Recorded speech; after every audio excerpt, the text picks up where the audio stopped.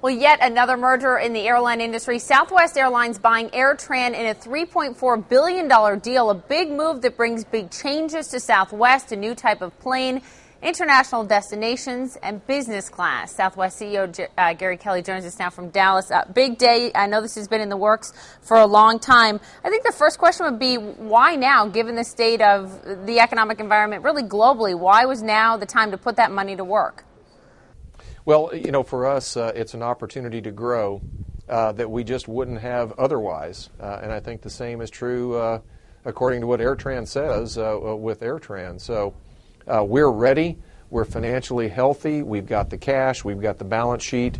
But we've also got the revenue management techniques and the schedule optimization in place where we can really take their new network for us and integrate it into ours and create significant value. So we're thinking about our future, we're thinking about our strategy, and we're ready. We're ready to take on a project like this, and very, very excited about it. Why, Gary, was AirTran the right target here? Because the previous deal with Frontier Airlines ended up falling through. Now is the time when you see a lot of U.S. companies sitting with literally $1.7 trillion of cash on the sidelines, not putting that to work. So why AirTran? And it seems like a bet on the economy turning around that you're willing to put that money to work right now.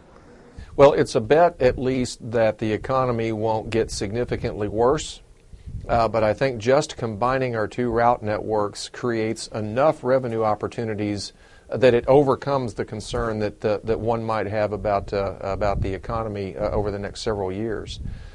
So it's not a big bet on the economy at all. It is more the opportunity to take two independent route networks with virtually no overlap. We compete very little with each other.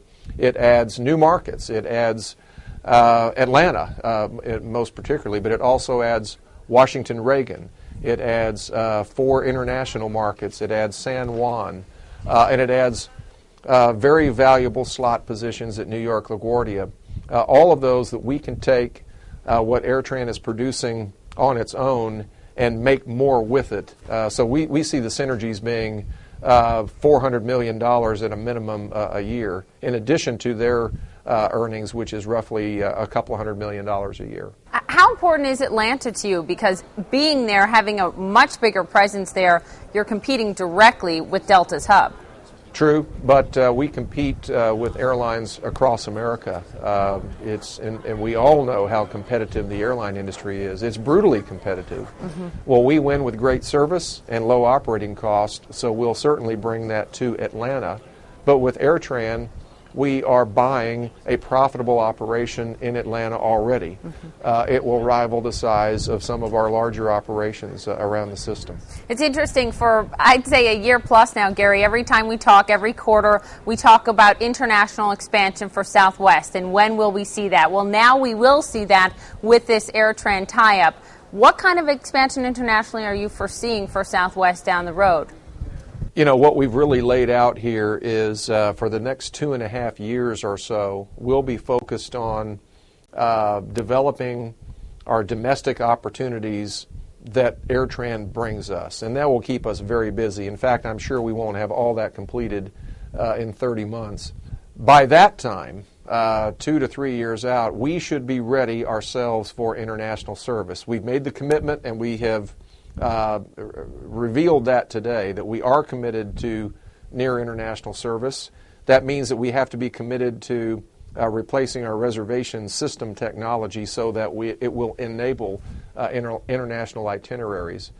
So that comes along with today's announcement that we've made those decisions. So it'll be several years before you'll see Southwest airplanes in international markets, but it's going to happen. Can you speak to us about what international markets are appealing to you, even though it's a few years down the road? I mean, will we see Southwest in Frankfurt and London and Hong Kong? Would you like that, Gary? It's premature, and I think a lot of that depends on technology and the aircraft technology in this particular case. What is most logical for us to focus on would be near international markets: Mexico, Latin America, Caribbean, Canada, potentially South America. Hawaii is not international, but nonetheless, operationally it's very different from what we do domestically. So that'll keep us busy for years, just developing those systems. We need the 737-800, which we're currently evaluating, to be able to take advantage of all of those near-term opportunities. But if we're talking about Europe or Asia or anything like that, we don't really have the equipment for that. That's down the road before we really contemplate something along those lines.